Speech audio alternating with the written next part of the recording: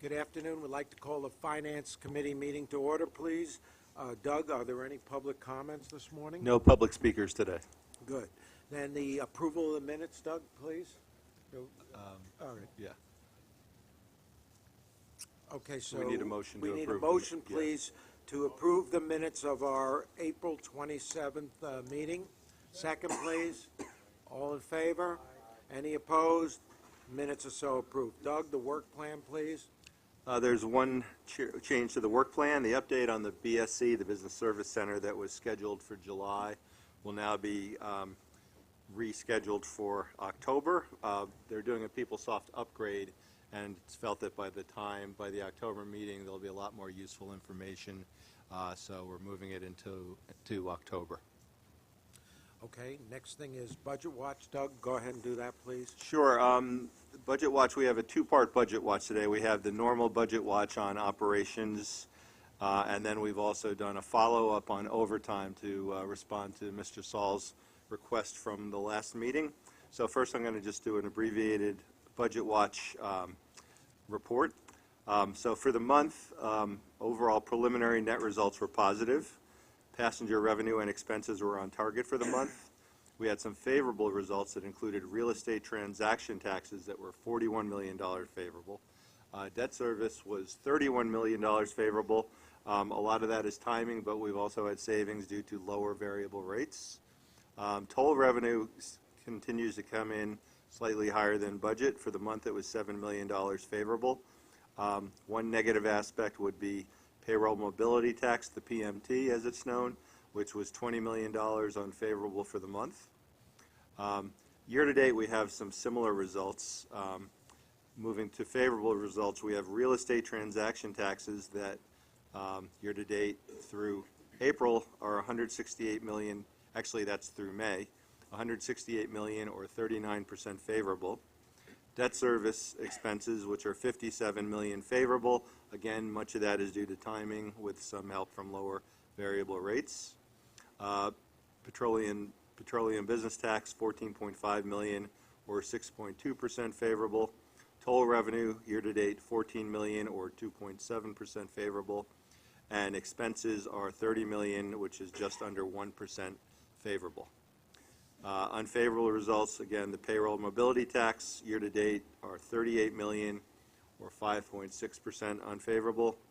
And passenger revenue, $29 million or 1.6% unfavorable. Again, that's due to the winter impacts from the first quarter. Sure, sir. When we've had unfavorable PMT results, such as you've just reported, yes, do succeeding months sometimes even that out and come in better, and so you're overall, or is this a trend? Well, it can, but so far we haven't seen that trend. I think we had a relatively aggressive forecast that was based on assumptions of growth on payroll in the region that were 4.7% higher than last year, and what we've seen is actually basically a flat trend there, even slightly lower. It's something we're looking at, and either way we would make an adjustment in July to address that. We don't know of any. We don't. Pardon me? Would that cause you to readjust your forecast? It would, yeah, that would, in the July plan, we would have the ability to readjust our forecast. There's not a case, you've not experienced a case where certain counties are not coming in on a regular basis, you know, that it's location-based as opposed to overall? Well, we've had discussions with the state. We haven't gotten down to that level. We're not getting any inkling that there's anything like that. But between now and the July plan, we're going to look at it in more detail, not only by county but the type of payer. Yeah. So far, no trend like that has been discerned. But again, we're going to do more analysis in that area. Thanks. Any other questions on Budget Watch? Okay, I'm going to move to overtime.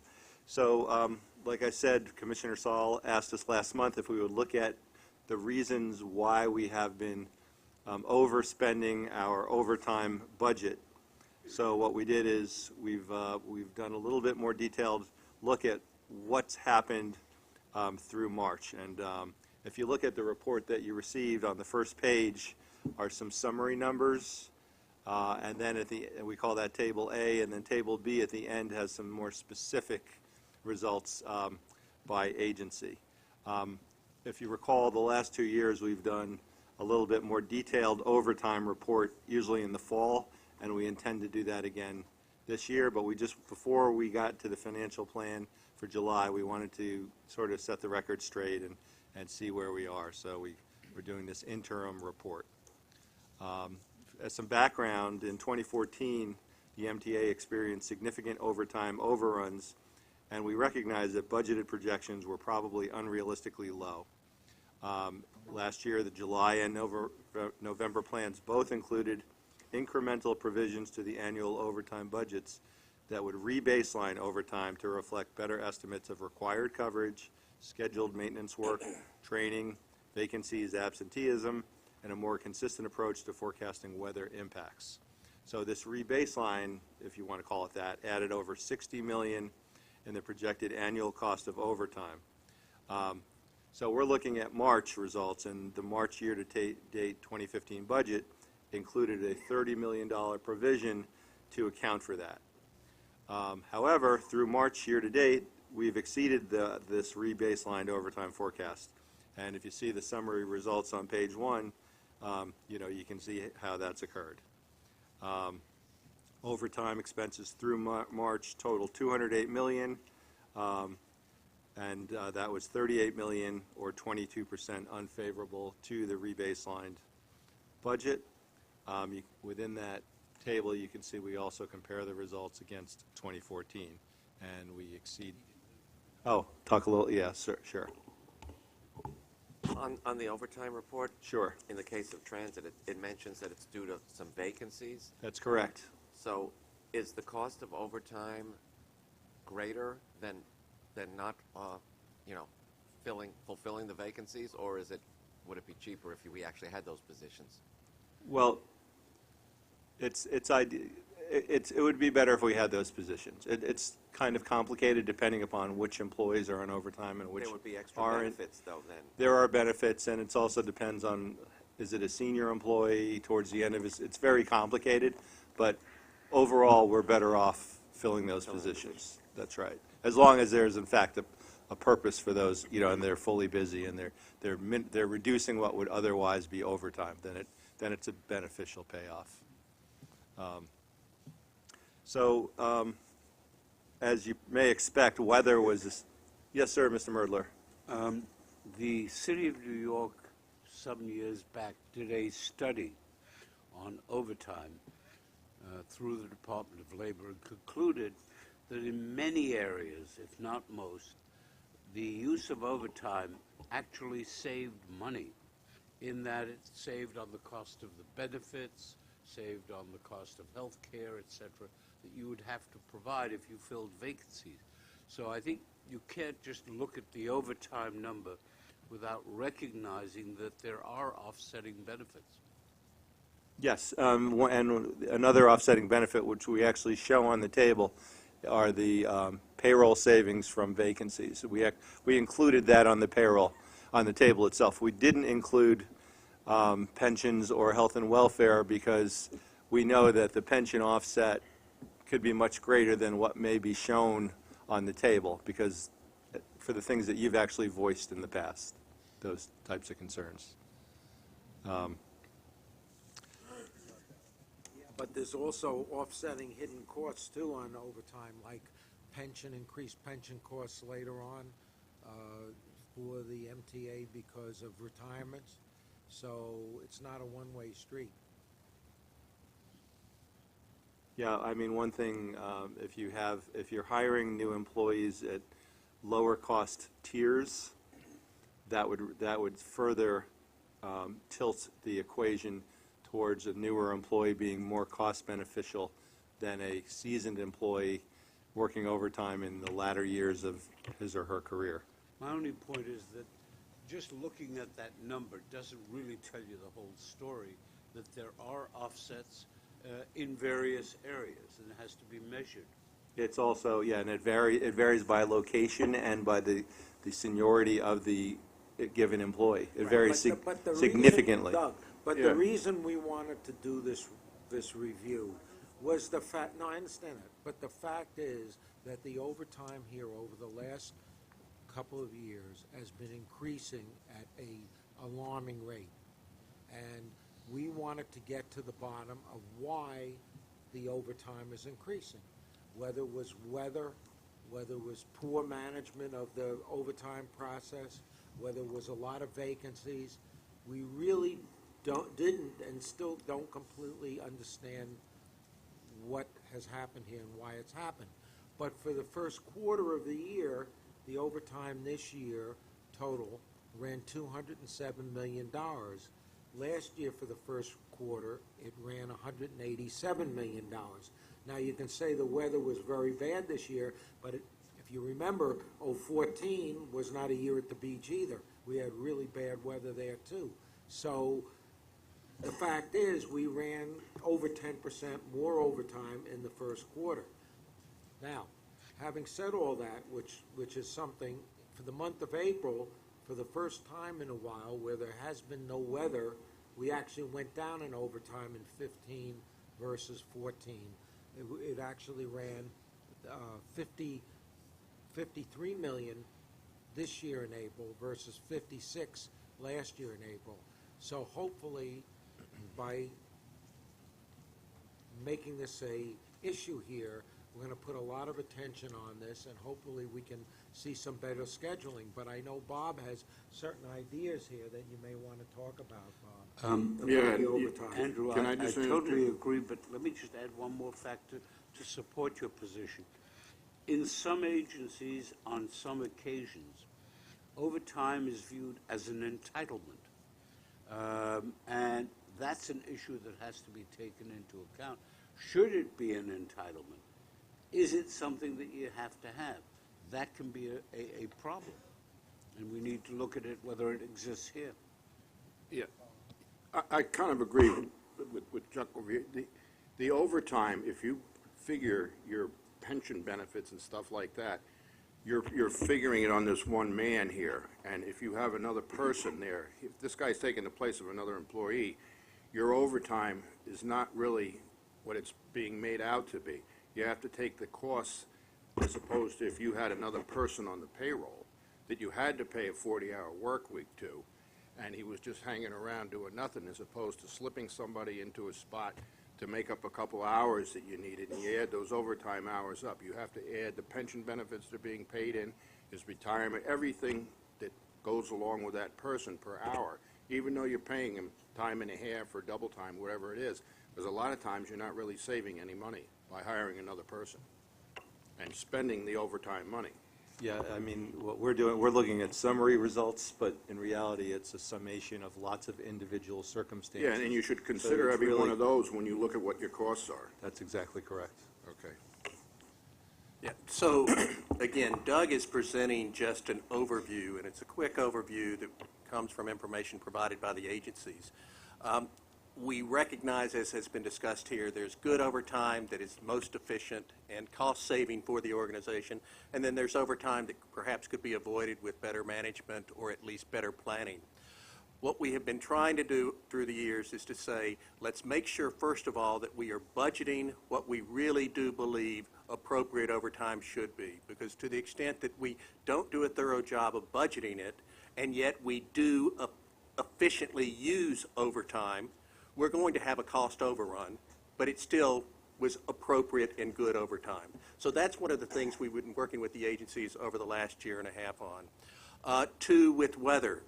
You know, you can never predict the weather, and we certainly know that we'll never come up with the right number for weather overtime. There will be times when we're under, there'll be times that we're over, but we're trying to take a kind of a rolling average, if you will, to kind of pick up some of the weather events.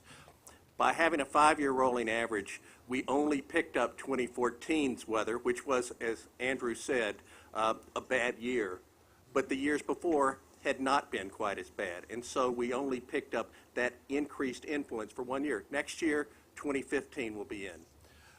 So what we're really going to be going back to the agencies on is to say we want you to make sure that you're truly looking at your appropriate use of overtime If we know we're going to have maintenance that needs to take place late at night, if we know we have maintenance that's scheduled for the weekends, we have a good estimate of what the cost will be. Let's just try to make sure it's reflected in the July plan going forward.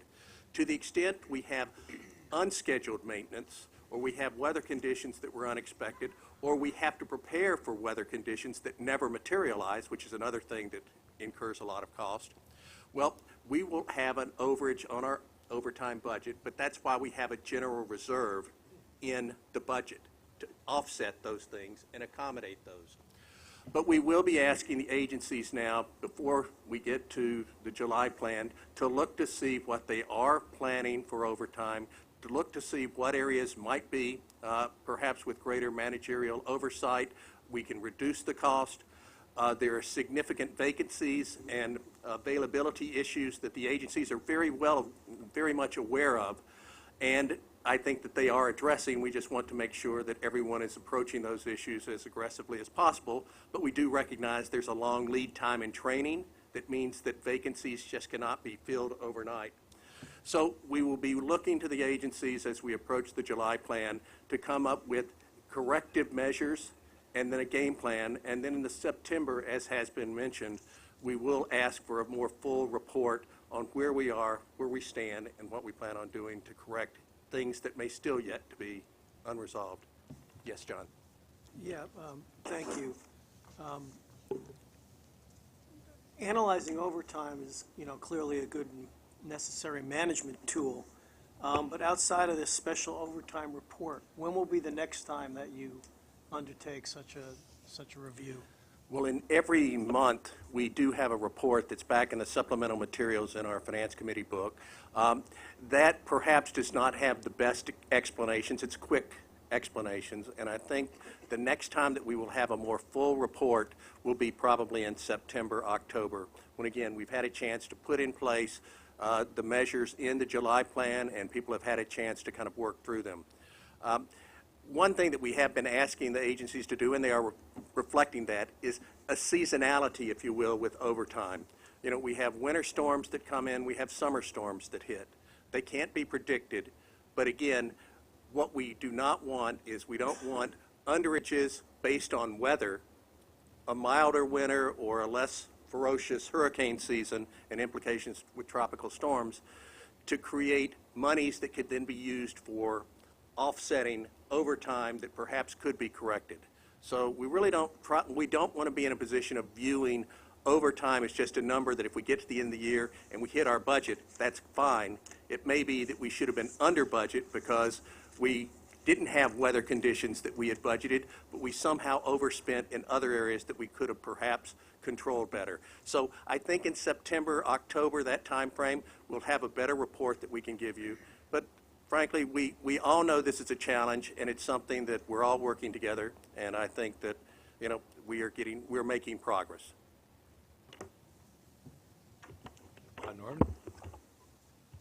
Speaking as a union leader that doesn't have to run for office anymore in my life, I like to say that it'd be fine with me if there was no overtime at all. You just hired people and get more young people jobs. It'd be a great thing. Now, as to the pensionability aspect of it, I believe all of your actuarial assumptions through the whole career of the individual are rolled into their expectations of their earnings the last few years, so that argument is basically out the window.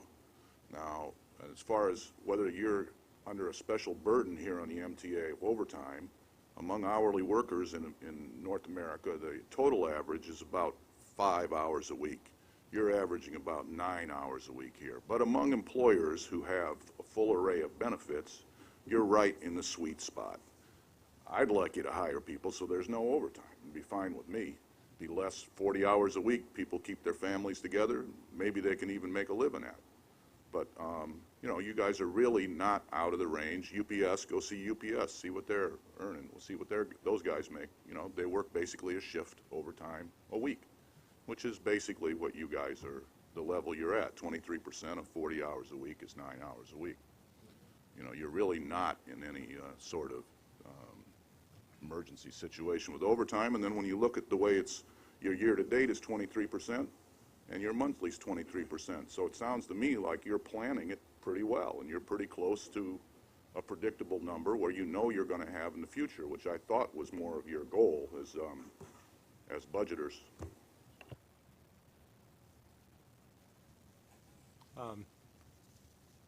Duly noted. But you're talking, in not only the weather, we still were above budget in the other categories as well. So, I would characterize that as us exceeding the budget in those areas. Doug, I think it's a good report. I think Yeah. the important thing here is that we're really going to watch this thing. As Bob said, I think Bob really summed it up. We're going to watch it as we do the July plan. We're going to watch it in September for when we do the fall plan. And I think that's something we just have to keep on top of and make sure that the money is being spent appropriately. And that's what we're going to do. It's going to be on our schedule going forward. Okay, Doug. Pat, I think you're next. Pat, on the finance. Wait, may I ask a quick question? Yeah. Doug, Yes, sir. the flow, I didn't want to interrupt the flow of your comments, but back to the PMT. Oh, Are sure. Are you gonna just report back to us? I'm very curious that if the economy is picked up and if the job number is picked up, why the PMT is not only down, but down so much and over an extended time. Well, Are you gonna, when you dig into that, are you gonna report that back to us in one of these budget watches, or, and when? Next month at Budget Watch, I'll update you to see where we stand at that point, if there's some progress. I'm going to let you know in either instance, but the July plan, we will do a reforecast, not only for this year, but going forward. And if it's a significant reduction, which I don't know if it will or won't be, but in any case, we will explain our rationale for changing that forecast. Which would include locations of the jobs. What we'll do, a Level lot of of this payroll. information is sort of, it's kept at the state level, the Department of Taxation and Finance. We will talk to them. We'll try to get as much information as we can.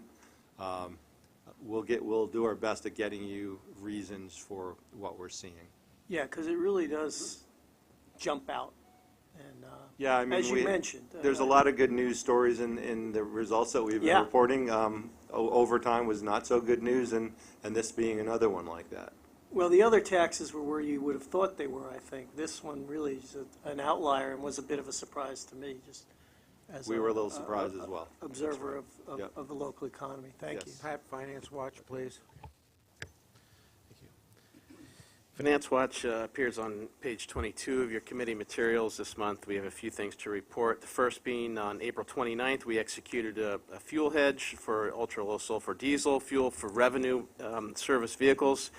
This was competitively bid. The winning bid was submitted by Merrill Lynch Commodities, Inc. at an all-in price of $2.08 a gallon. And that hedge covers the period April 2016 through March of 2017.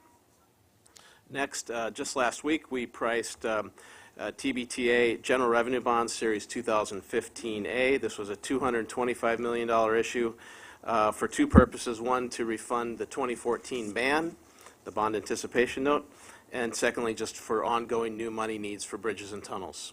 Sir, you had a question? In terms of both fact and in terms of bookkeeping, for out-of-the-money hedges?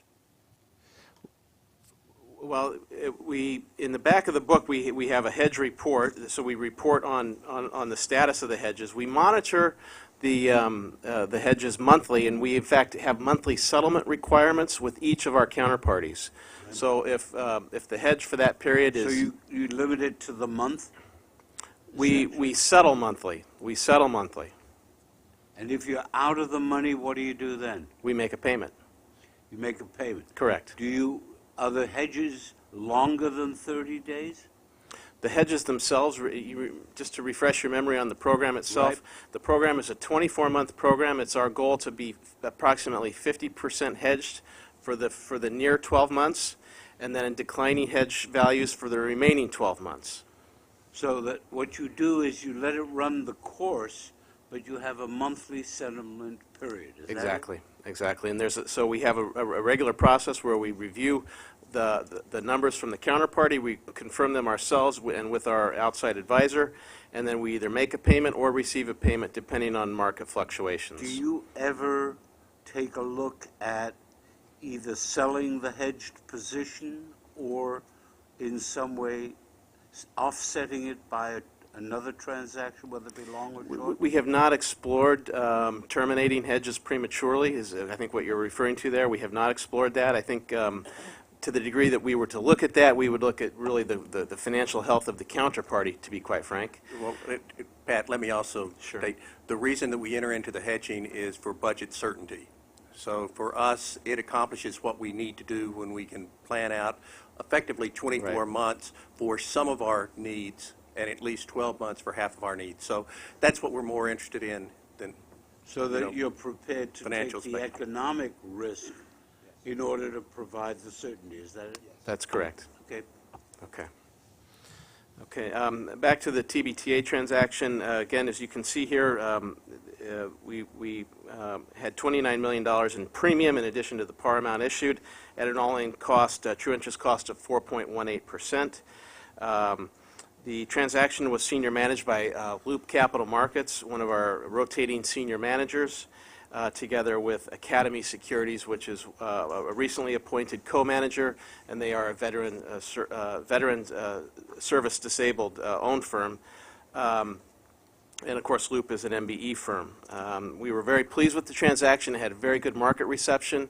We had a substantial retail order period, and we were able to reprice the transaction 2 times in our favor, where we received very attractive yields in the market.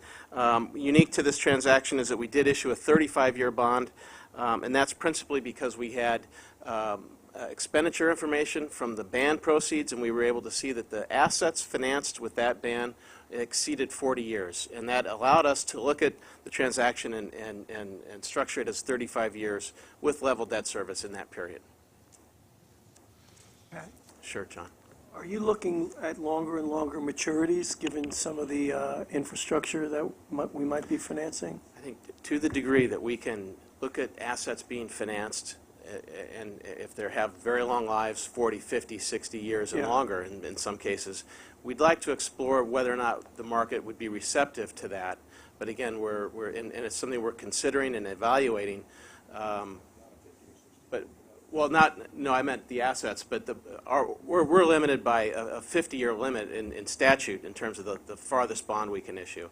So we're just looking at evaluating whether market conditions would be, favorable to doing that without having to pay, excessive costs to get the bond out that long. Yeah, the longer, that's great. The longer the better, to the extent you can legitimately do it.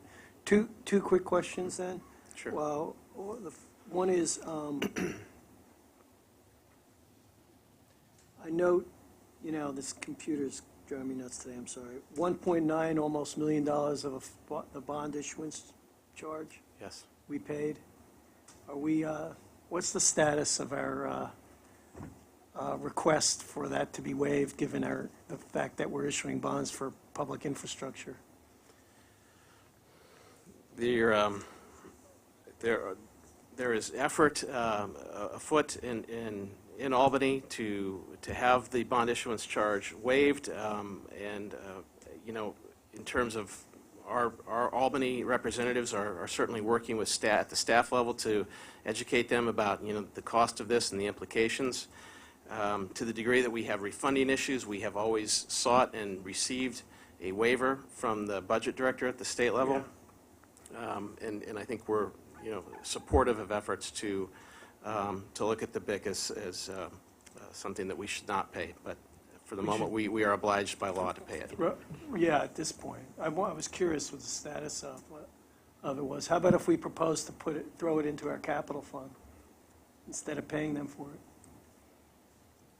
again, we'd love not to pay it, but by law, we're required to pay it, so until they change the law.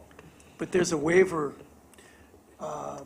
built into, And that would- ability to get a waiver built by the budget director, built into the law. Yeah, and so that's a policy decision that the, executive branch will have to make. But they know They know both staff and board position on it, and the staff and board would love to see this money used directly for our capital program. And Now, are so- they going to charge it on the notes we're going to issue? No, notes No. are not subject to Not fees. notes, just the bonds when we take out the notes. Correct. Thank you. Have we had any discussions with the legislature about changing the law? Again, I think our legislative representatives that we have in Albany have been working with staff and there's a particular initiative, I don't recall who sponsored it, but they've been answering and responding to questions, exploring the possibility of getting this through. And what is the annual cost to us of this endeavor? It varies by the amount of debt we issue. I believe the amount we paid last year was approximately $16 million, a little bit north of $16 million. The prior year, I think we were around $20 million. And what would the cost be on a $32 billion capital budget? Right, it's only on bonds issued, so again, we don't pay the BIC on but You know, yeah, the fee is a little bit more than 0.8% on the bonds that we sell. What's your guess as to what that number would be? Hold on, I'll do 32. Again, well, right now, the amount of bonds that we have in the yet-to-be-funded capital program, I think we're talking about all in would be about $7 billion worth of bonds. And of that $7 billion worth of, that excludes the bridge and tunnels, but of that $7 billion worth of bonds, again, that doesn't fully close the gap. So,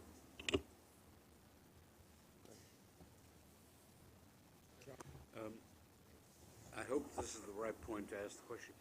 Do you have any handle on whether or not we are paying more in connection with workers' compensation than we did last year, or the comparative data?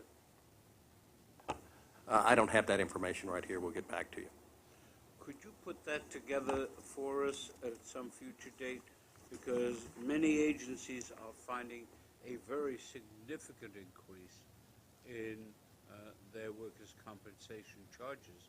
And the last time I looked, which was last year, we had found we were the subject of significant increase. I will say that there's an initiative going on right now at Transit, and they seem to be making really good inroads, looking at workers' compensation and at the railroads that'd be related costs, not workers' compensation. But it is something that we do recognize has been increasing. The liability certainly is growing. But I think that there is a very strong measure being undertaken at Transit to address this issue. And frankly, there's a lot of support coming from IT efforts and others on the legal department. And to the extent that we come up at Transit with an approach and a mechanism that is really starting to prove to be beneficial, I'm sure we'd like to see that then taken to the other agencies and applied there as well for workers' comp type of claims. The New York School Construction Authority has started to put its arms around limiting those costs significantly. Okay, next thing on Finance Watch, just to let the committee know that in June we anticipate issuing $500 million of bond anticipation notes through the Transportation Revenue Credit. This is just to finance existing approved capital projects. We anticipate using a competitive method of sale for this transaction, and we'll, of course, report back when that's complete. And then lastly, I just wanted to report that we did seek and receive a rating on the Transportation Revenue Credit from Kroll Ratings. This was emailed to each of you, and we're very pleased that Kroll issued a AA+ rating on the Transportation Revenue Credit. This work began last December. It continued up until the point where the report was released on May 8th and involved a significant amount of staff time and work. It was spearheaded by Marcia Tanian, who's right here behind me, and the entire finance team together with our financial advisor at PFM. I think just 2 points I want to leave you with, 2 takeaways. One, Kroll emphasized the strong security features of the transportation revenue resolution, the gross pledge of pledged revenues that ensures that bondholders are paid before operating expenses are paid. And secondly, they emphasized the MTA governing statutes that requires MTA to have a balanced budget, and secondly, offers the state non-impairment of our bankruptcy protection. So I think those things are really emphasized in the Kroll report. It adds additional analytical discussion of the transportation revenue credit, and we were very pleased to bring that to you. And Pat, you and the team did a good job with this, and I think the rating agencies, it seems like it's just a matter-of-fact thing, but it has big bearing on our costs going forward, Pat, and I think you guys did a great job with this. thank you. Very important, very important. Okay, approval of finance? I think there's a, John has a sorry. question. Yeah, I think it's great to get some competition in the ratings area. That can only be to our benefit, so thank you for that. So the $500 million in bands are going to be competitively That is correct. sold? Yeah. Why is that? Because I say that, I think that is sort of, it's sort of a misnomer, because when you have negotiated sales, of course, we selected the many underwriting firms through a very competitive process, and they engage in directly accessing the market. So why would we not use their expertise and have a negotiated sale for those notes? Sure. As you point out, we do have a large senior manager group. We have 10 entities that rotate into that role of senior manager. I think a couple things about this transaction that make it well suited to a truly competitive issue in the market. It's intended to be a short issuance. Approximately, we're planning at the moment to issue a 6-month note, so it'll be taken out by the end of the year. And it will be taken out with a long-term bond issue, so there's going to be essentially 2 transactions we're looking at here. We want to keep our costs down, and a competitive sale does achieve lower costs in terms of your ratings, your printing, and so forth. Bob, sorry. Okay. So, quite frankly, I think we like to have a mix of both competitive and negotiated methods of sale. One, to always have rolling benchmarks of what we're seeing in the market and what the reactions are in terms of market reception.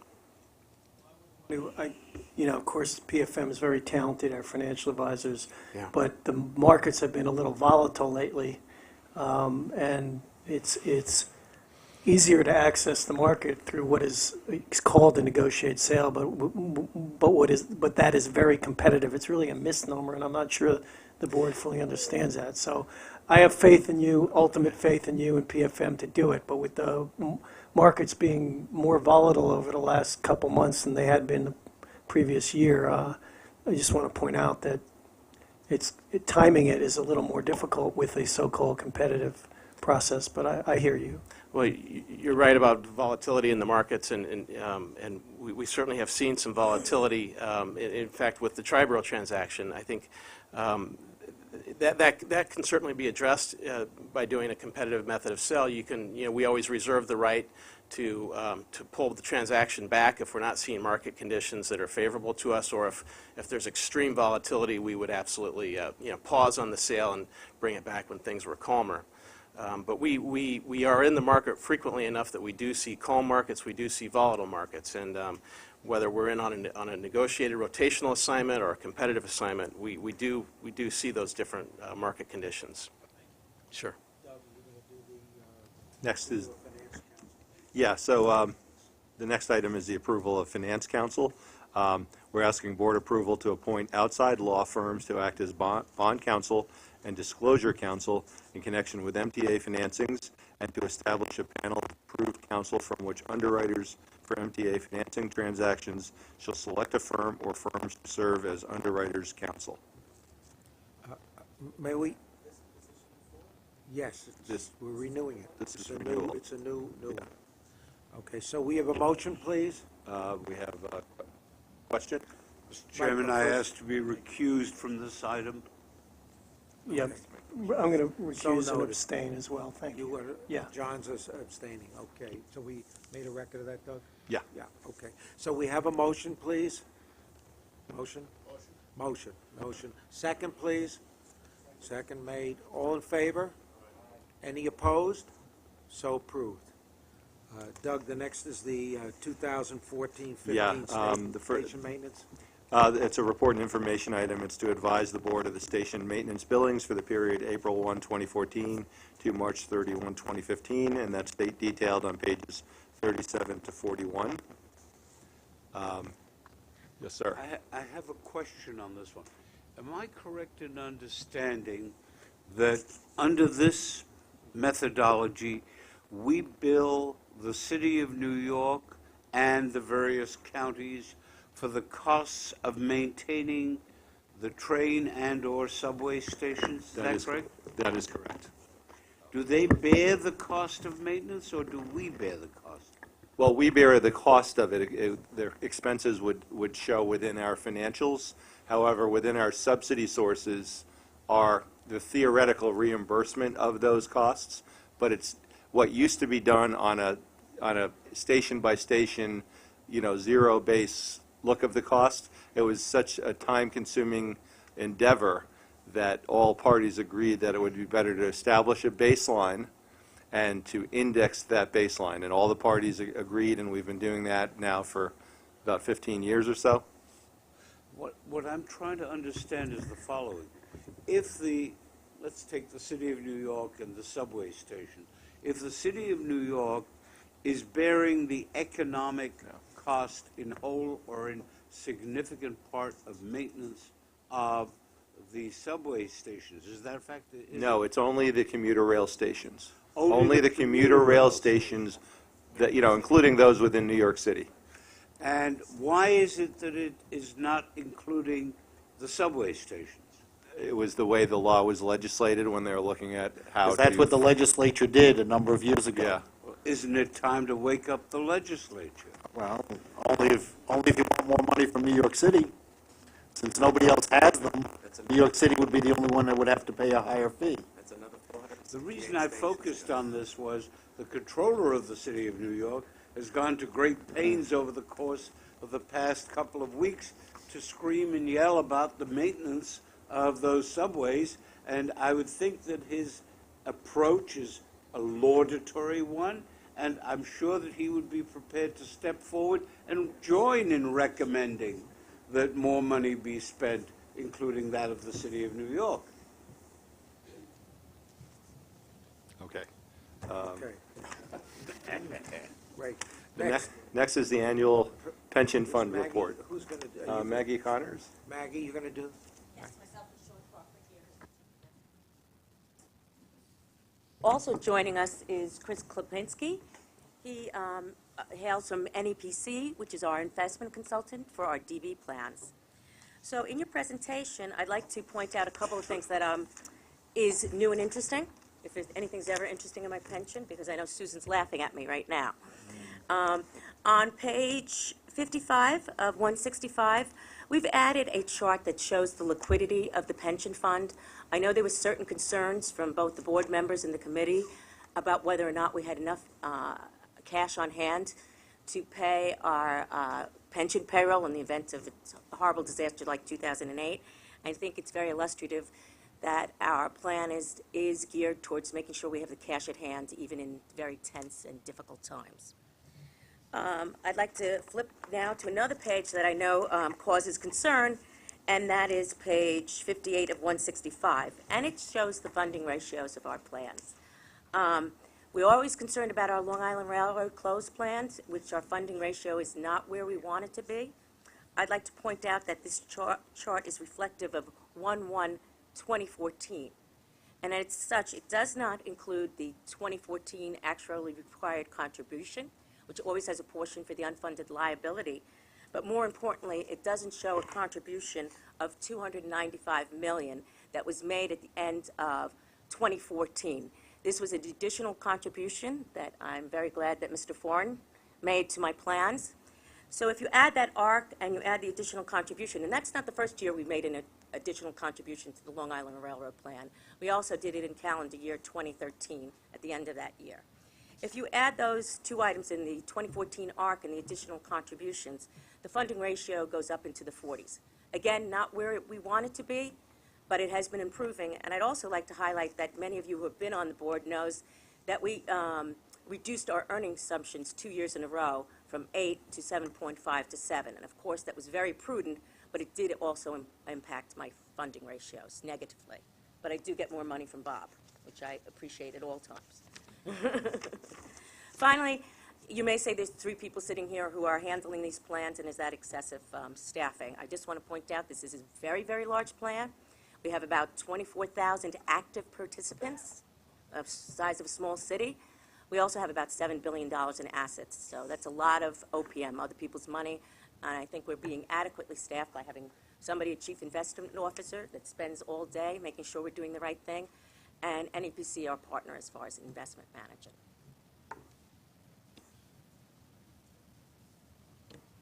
Chuck? I would just like to be sure that I have a conclusional statement here.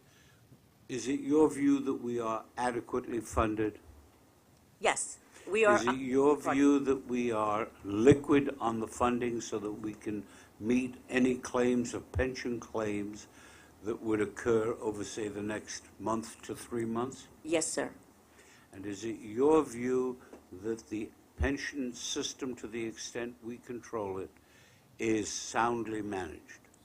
Yes, I do. Thank you. And what I appreciate, I get ever more support in this area, which is necessary. Okay, Maggie, thanks, team. We appreciate the report. Thank you.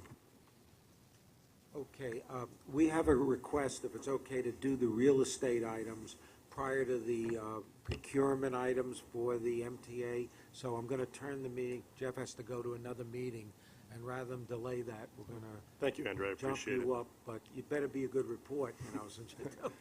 Thanks All very right. much. Oh, Well, quick. We're trying not to court controversy this month. We have 4 action items for your consideration, each the subject of a staff summary. I will note that one of the staff summaries proposes a expansion of our leased space at the Gray Bar Building for Metro North. As the staff summary explains, we programmed for Metro North, I think very efficiently, assumed 0 growth at the time, starting back in 2011. In the meanwhile, as is well known, there have been various safety-related incidents at Metro North that have necessitated reviews of the staffing and resources that are put particularly into training and extent maintenance of way and safety departments, with the result, as noted in the summary, that we've increased our head count at Metro North with board authorization considerably. A fair bit of that increased growth has been accommodated through belt tightening and a change order that we already did at the Gray Bar Building, but we do need to take additional space. We looked at various options, including particularly a couple of buildings in Harlem, but for the reasons that are noted in the summary, it was clear that far and away the most cost-effective option was for us to exercise an option and take an additional 25,000 feet at Metro North. If there are any questions about that, I'd be glad to address them. Otherwise, I'd ask for approval of the 4 items. Question, if I may, on the New York City Transit one, the convenience store on Pelham Parkway. Does that convenience store exist within the station, or is it outside the station? Is Dave here? It's on the street level. It's on the street level part of the station. And do you know whether it serves fast foods that can be taken out, eaten, and discarded? We haven't gone through the menu items yet, but typically we do not. Okay. The only reason I obviously asked the question is, it seems to me that we ought to pay attention to whether we're contributing to the debris on the station platforms by some of these facilities. Absolutely. Going back to, Jeff, the gray bar option, 25,000 feet will accommodate how many additional staff? Another roughly 100 people. Okay, so a motion, please, on the, motion's moved, second made. All in favor of the real estate items? Any opposed? Thank you very much. Thanks. Thank you. Okay, Jeff. Now we're going to do the procurements in the book, please. Doug, would you? Sure. We have 3 procurements for headquarters, 1 being non-competitive and 2 competitive, for a grand total of $1,075,546. A motion, please. Second, please. We have a, I apologize. I will not lengthen the meeting, except to note one fact on this, one of the procurements, MPA. This is another example, and we have 4 of them coming up at Metro North, where the contract, the base contract procurement, was for 4 years. And here at the end of a 4-year term, they decide to extend it another year. Okay. Can I tell you what's happening, though? If you look, since we've, as you know, we're undergoing the process of consolidating procurements in the business center. And most of these that you see being extended, and I don't know exactly every one, is being extended because we are consolidating and doing a consolidated procurement that cuts across all the different businesses of the MTA. So because of this large consolidation of procurement now, we're reviewing all these things. A lot of them are technology-related, energy-related things that now, under Angel Barbosa's direction, we're going to be doing one procurement that covers everything. So you're going to see some of these extensions while Angel has enough time to rebid these things properly. But I think in the end, it's the right thing to do in this case because we will come up with big savings because of the consolidation.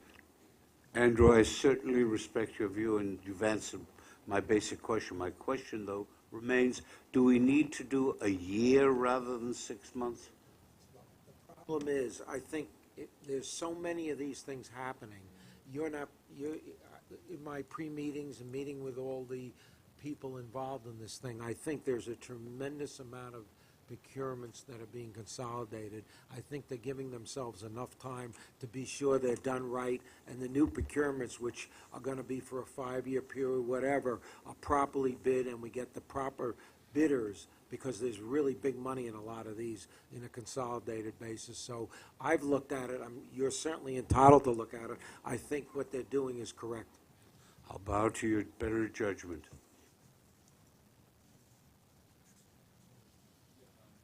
So do we have a motion now? A motion? We have a motion. We have a second, I think. Yeah. So all in favor? To recuse myself from, I'm looking at the numbering. I'm recusing myself. What? Go ahead. We'll note it. Yeah, from the same 2 I did at Metro North and New York City Transit. It was H3 and A1, F7 in those. I'm not sure what number they are here. Well, I want to, before the discussion. No, he did the real estate. He recused himself. Oh, I thought we voted on it. Yeah. When we get to, I want to recuse in advance before the discussion starts, because it tends to run up all over, and that causes problems, so, okay. thanks. Okay. Okay, so Okay, so now we need a vote. All in favor? Any opposed? So moved. Doug? now I'm going to Metro North Railroad. We have one action item, seeking board approval for Metro North to enter into an MOU with the City of Newburgh to reimburse the City of Newburgh for lease payments for the parking and ferry landing facilities used by the Newburgh Beacon Ferry for the period May through December 2015. Motion, please. Second. All in favor? So moved. Okay, there are 3 competitive procurements from Metro North for a grand total of $9,176,362. One is joint with Long Island Railroad and Bridges and Tunnels. Motion, please. Second. All in favor? Any opposed? So moved. There are no items for the Long Island Railroad. Moving to New York City Transit MTA bus operations, there are 4 procurements for New York City Transit with a grand total of $48,545,000. 2 are non-competitive procurements, one being an all-agency contract. 2 are competitive procurements, 1 an RFP and 1 a modification that extends an existing agreement. Okay, motion, please. We have Chuck has a question. Mr. Chairman, I'd like to be recorded as voting in the negative on the modification that increases the cost 2,624% over the bid. That is item number 3. That's slightly more than one would expect.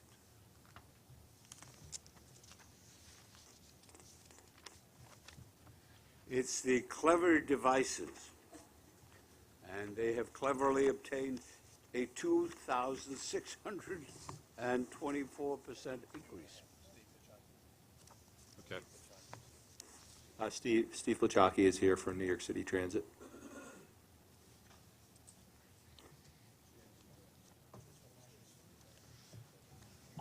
Good afternoon. As I explained at the Transit Committee, this was a particular strategy that we had employed, and we had advised board members early on that this was going to be a rollout program. We would start with a small procurement. It was necessitated by a change in emissions requirements by EPA, later model bus engines that we were acquiring through our bus procurements had extremely high temperatures. We needed to come up with a solution in terms of managing those emissions, or those exhaust emissions. After an enormous amount of technical review, the Department of Buses decided that the best solution, technical solution for us, was to engage Clever Devices in order to control the regeneration process. We awarded that contract, and as funds became available and as we bought new buses, we started to equip the bus depots through that agreement that we had negotiated up front. And while the percentage is high, administratively we decided to continue to modify that contract rather than issue separate contracts as we went along for the same type of equipment, both that went on the bus as well as in the depot, as we got new buses in. Mr. Chairman, let me just make a very quick point. Stephen explains very cogently the thinking. But it seems to me, at the very least, that when you're going to adopt this kind of a strategy, one that tells this board sometime after the initial contract is adopted, or we've decided to increase it by some 2,000%, it seems to me we ought to indicate at the initial point that we are going to pursue that strategy, and I would urge that we do that in the future. We will certainly do that, make it crystal clear. Steve, was the first procurement competitive for the original? No, unfortunately, there were no technical solutions in the marketplace at the time. Because of the duty cycle that our buses see, sometimes along tree-lined blocks, also as they enter in the depots, we needed to control this regeneration process. It would actually happen when the engine called for it, not necessarily controlled by our geographics. This particular product that we procured allows us to geomap the city and all of the duty cycles that the buses see in terms, and allow the regen to only happen in areas that are open and clear, and certainly not in the depot. Again, temperatures to the degree 1,200 to 1,400 degrees are particularly challenging to manage.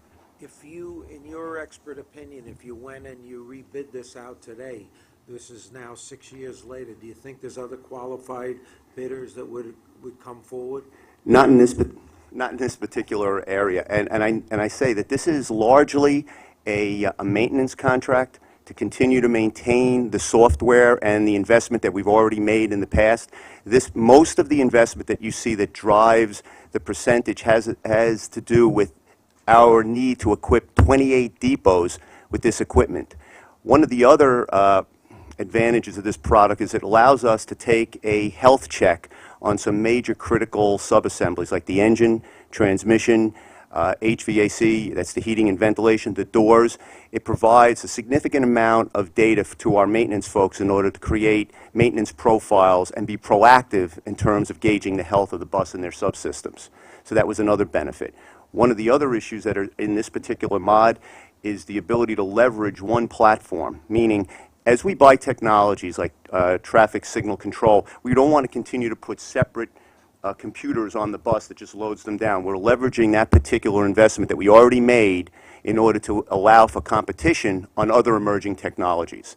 This has been a well thought out strategy.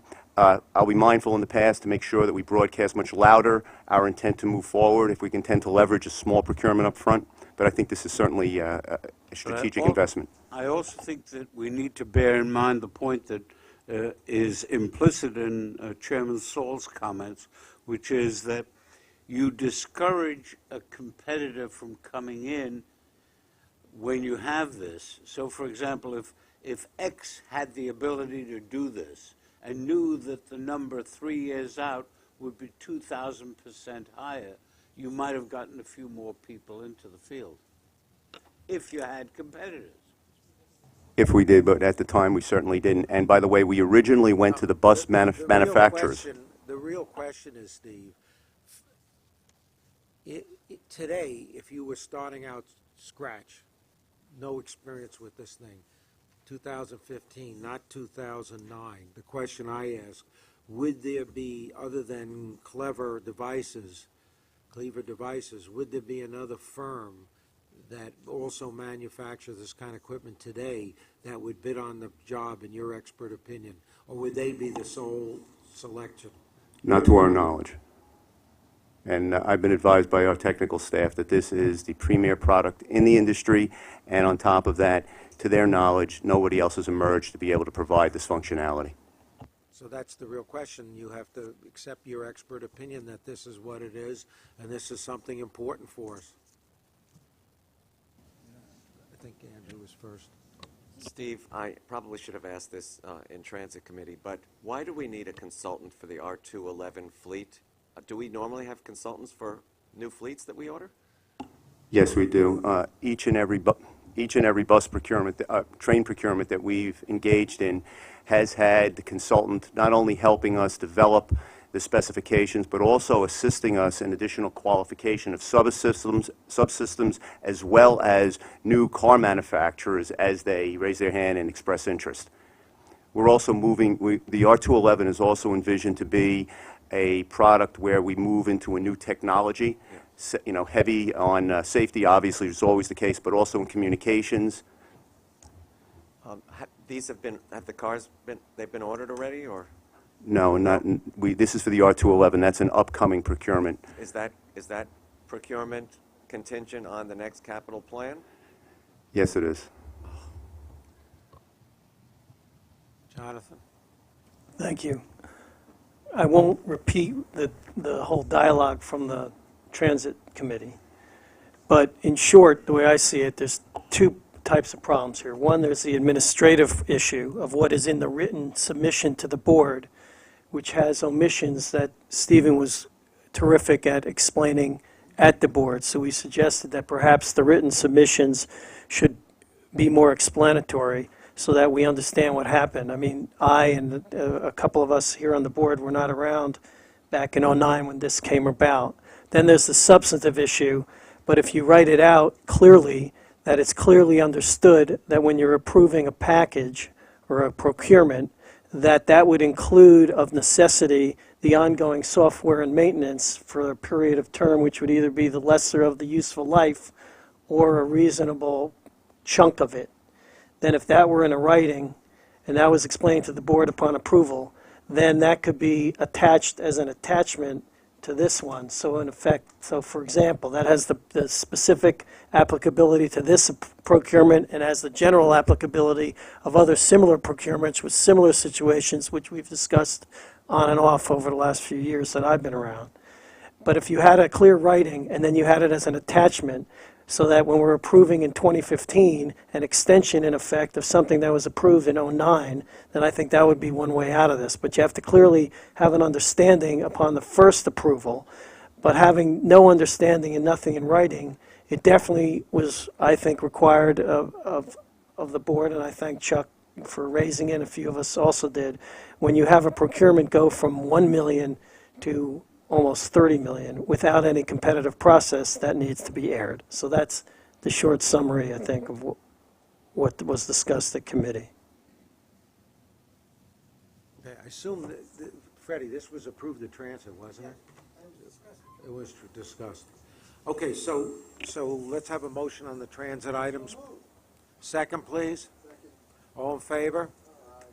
So moved. Okay, next. there are no items for bridges, oh, abstain, okay. No items for bridges and tunnels, and next we have, yes, we have that down, yep. And next we have First Mutual Transportation Assurance Company's annual presentation to the board, and Lorraine Coyne is here to report on those activities.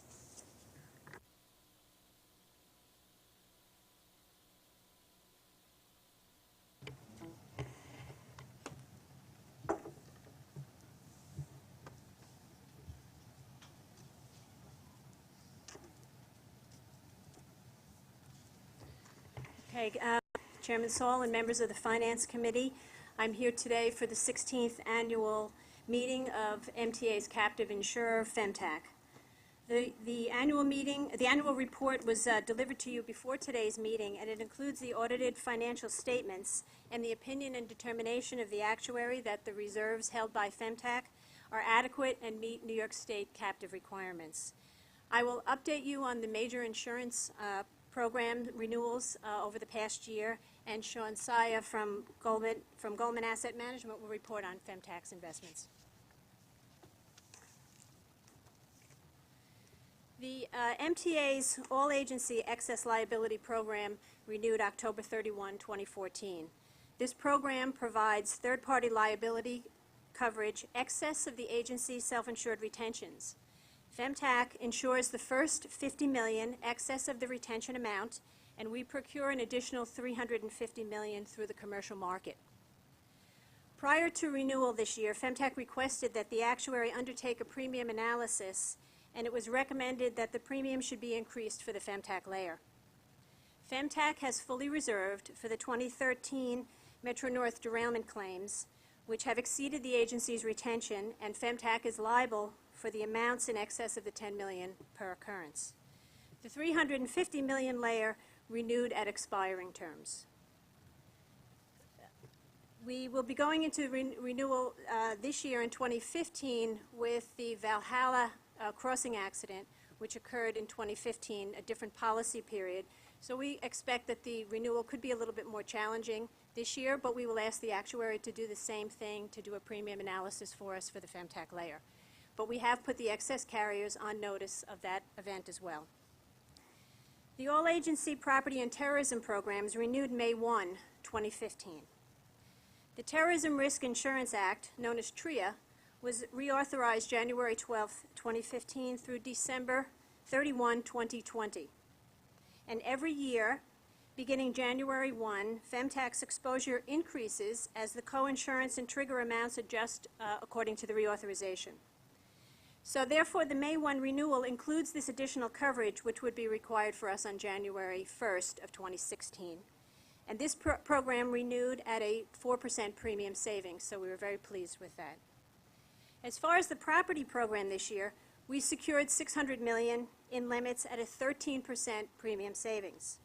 This savings was achieved as a result of a softening property insurance market, increased competition due to returning and new markets interested in participating on our program, as well as continued interest by the non-traditional capital markets who write specifically catastrophic coverage. In addition to savings, we were able to achieve improved all-risk coverage throughout the program. And as you recall, MetroCat Re, which is the catastrophe bond, continues to supplement the coverage for an additional $200 million in storm surge, and that capacity remains in place until January of 31, 2016. So This, this slide just shows us where we are with the FemTech investment accounts. This is our summary as of the end of March of 2015, and the balance in each of the accounts at that time. Each of these accounts within FemTech have very specific roles to play. The general operating account covers most of the programs within the captive, the all-agency protective liability, the non-revenue program, for claims, payments, and expenses. The excess loss fund, as well as the Discovery Trust, though, have very specific mandates. The excess loss fund is the program that covers the excess loss coverage that I explained previously, and the Discovery Trust specifically is the trust account that is the security to cover claims for the accessoride and the non-revenue auto programs. Okay, and now I'd like to turn it over to Sean, and he will give us the first quarter 2014 portfolio review. Thanks, Thank you. Lorraine. So thank you to the committee. What I'll try to do in the next couple of minutes, just kind of synthesize what happened in markets in the last 12 months, because we're looking at the last 12 months ending in Before March you of do this year. that, can I just say one thing? The excess, on that last slide you had there, the excess loss fund, that obviously is going to be depleted substantially, if not wiped out, who knows, with the severe, occurrences that we had, the disastrous occurrences. What happens about replenishing the excess, the internal self-insured excess loss fund? So for example, we have, for the Metro North derailment claims that we have fully reserved $50 million for, we've already paid $10 million out of the excess loss fund. So this number reflects $10 million of that $50 million obligation already. What we've done is we've been increasing the premium. So we increased the premium from $10 million to $20 million, and we'll continue to do that so that we can keep the balance to meet the obligation. The obligation of the excess loss fund would never be any more than $50 million per occurrence in a policy year. And that's what the excess carriers are there for, either to drop down or to provide coverage. No, we've never penetrated those layers. At this, we mhm.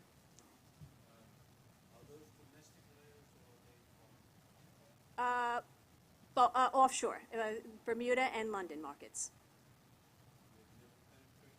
No. No.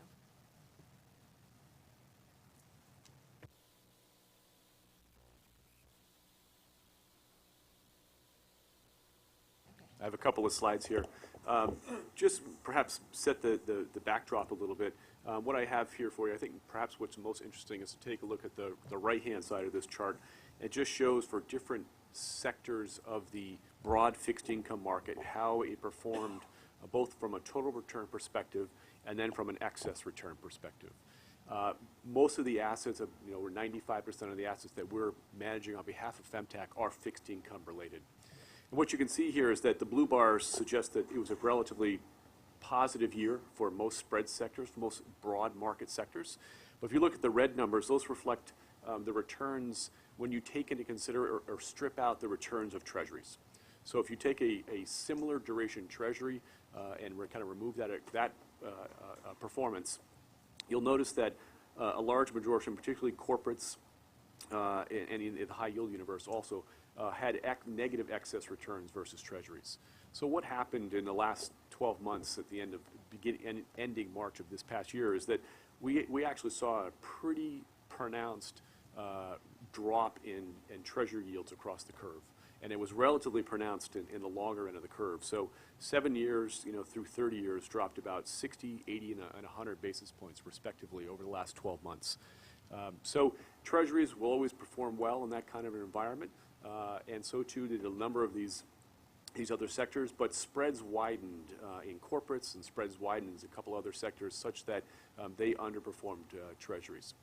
I think this is important in the context of, we'll talk about performance in a minute as it relates to how the portfolios performed in 2000 in that period of time. There were a number of things that were going on that kind of drove this direction in rates. We had, certainly I think Chairman Solomon mentioned this early on, weather, if you recall, in the first quarter of 2014, kind of the polar vortex, was unanticipated and certainly had a downward impact on growth and spending. And we also had a number of things that had occurred, geopolitical risks, Ukraine, the issues with ISIS that were bubbling up during 2014 that again continued to keep kind of a lid on rates going any higher than they did. And not only going any higher, but actually going and dropping pretty materially. And we also had a number of things that were probably unanticipated, certainly the drop in the price of oil, the strength of the dollar, and really you also had some material easing going on by other central banks. I think the Bank of Japan's decision to do their own quantitative easing was a bit of a surprise, particularly to the magnitude they did. And so there were a number of things that caused global rates to not only stay low, to actually drop further in the last 12 months. So that was an interesting dynamic in a backdrop. And if you turn to the next slide, we'll talk a little bit about performance. And again, what I'm highlighting here in the bars, the second set of bars on the left is kind of the last 12 months. So while the portfolio had a positive almost 4.5% return, we ended up lagging our amalgamated benchmark by about, call it 40 basis points. And if you take a look at the attribution on the right-hand side, there's one number in particular that stands out, and that's duration. So duration, or you can think of it as effective maturity, is we had anticipated that the Fed was going to be in a position where they were going to have the ability to raise rates certainly sooner than they have. And so we had a conviction based on our outlook on housing, on labor, on expectations for growth, that all of those engines would suggest that the Fed would be able to move and start raising rates certainly more sooner than they have to date. That didn't come to bear, obviously. And so we acknowledge that we got the duration call wrong, and that it hurt us across our complex. What you can see away from that is that the other decisions, our sector allocations, our selection within corporates, so on, were all positive. So we earned about 30 basis points of return over the benchmark for everything except for duration. So our duration call was a large detractor. What's happened since the end of March is that we've kind of covered some of our underweight, meaning we've added a little bit of duration back to our portfolios. We're no longer quite as short as we had been during 2014. And with that in mind, maybe the next page, I'll just give you an idea of where we stand today. If you take a look, there's a lot of numbers on here. Maybe just focus on the upper right-hand chart for a minute. At the end of March of 15, give you an idea of where we were versus our benchmark. From a market value perspective, we have an overweight to investment-grade corporates, and we've continued to maintain that through most of 2014. We are underweight mortgages, and we don't think this is a great environment for agency mortgages. And we're overweight CMBS, and CMBS has probably been one of the best performing sectors over the last 12 months. If you look at the portfolio stats in the bottom, kind of give you again a snapshot of where we were at the end, March of last year versus the March of this year. If you take a look at duration, you'll see that we were at about 3.25 versus our benchmark at about 4.12. It's a bit misleading. Today we're actually more about 4.9 years. That's due to the fact that, with respect to one of the questions that was raised about potential liquidity, we've raised liquidity in the ELF portfolio to make sure that we're ready to meet any of the additional claims that come down the road. And as a result, the ELF portfolio is substantially underweight its benchmark, but just due to tactical decisions to raise liquidity.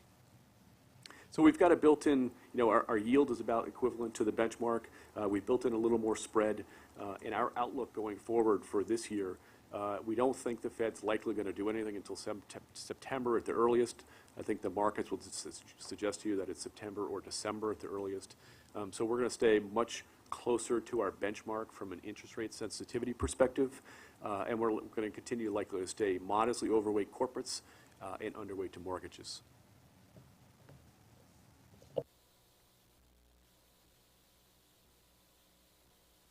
Any questions?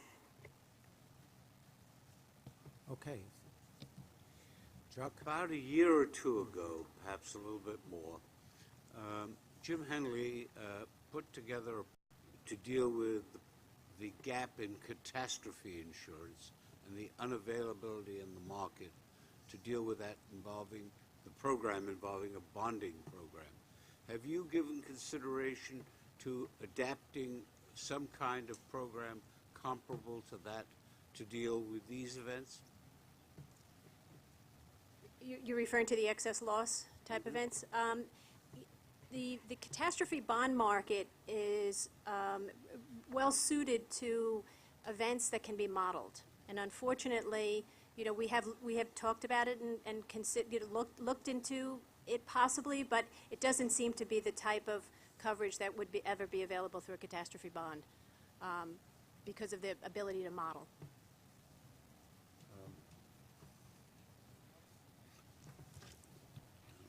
Okay, thank you very much. Thank you. Doug, that's it? Okay, a motion to adjourn our meeting, please? That's unanimous. I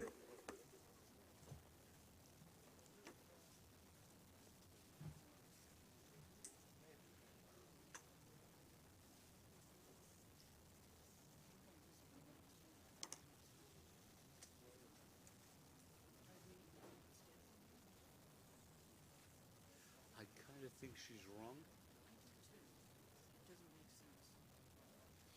He put together a very novel program. It was an offshore program, had to be executed in Canada. And he was able to fill the void of an inability to get catastrophe insurance, and he wound up getting it at a significantly lower number with a higher capacity. And I don't know why they dropped it. And remember, Chuck, they did have to go through a modeling exercise to get there. Correct. But the modeling exercise brought the cost down. Exactly. So That's why I don't know why Yeah. they haven't